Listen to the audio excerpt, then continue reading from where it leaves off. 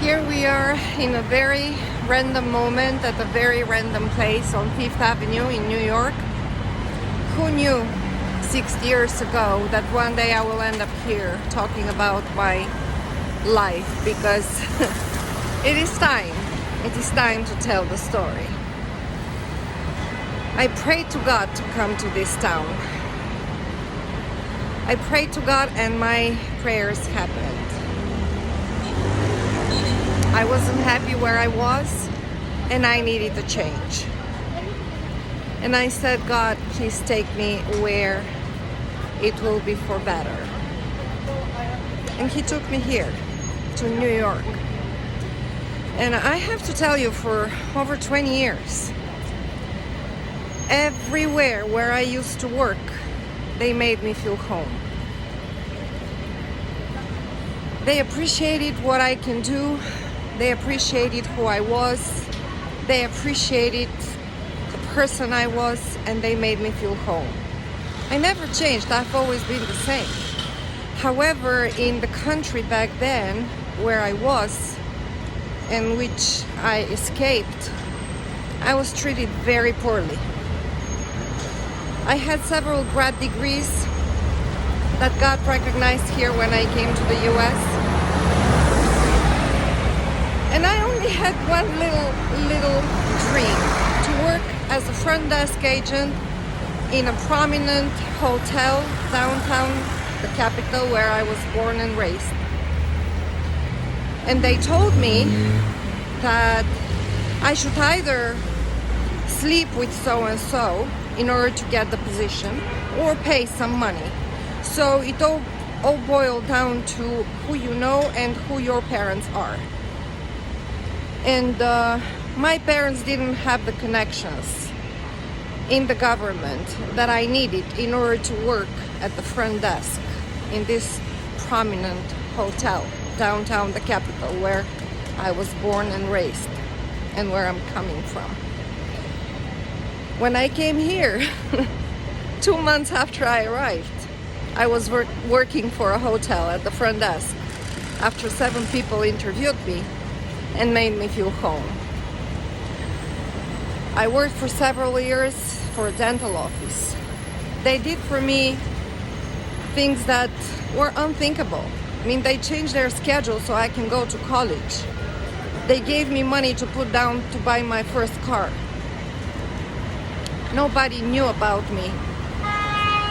I was just somebody that raised my hand, came here, and the rest was history. Anywhere, wherever I go, people make me feel like I'm home. And back then, in this country, I was abused. I was assaulted. I was beaten. I was cursed. I was humiliated. I was called names.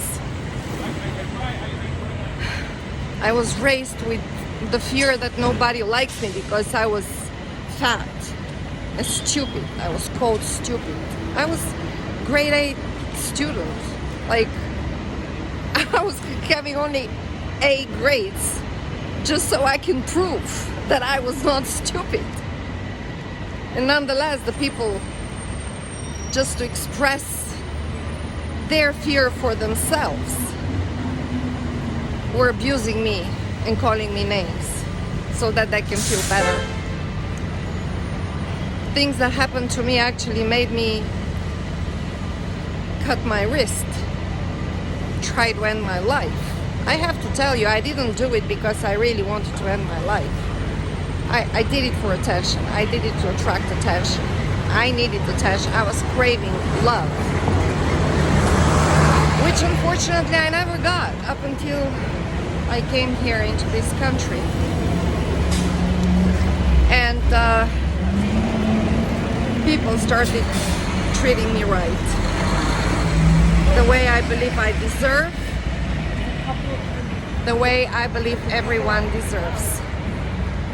So this was my story in brief, and I always wanted to put it on paper. I always wanted to write a book about it.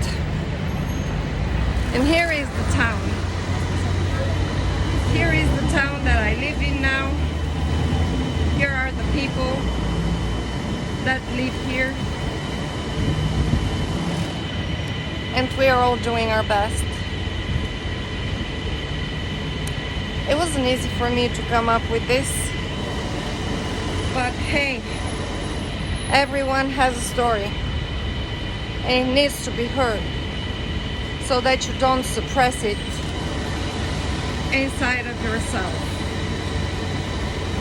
And dream big, aim for the sky, and one day you will reach it.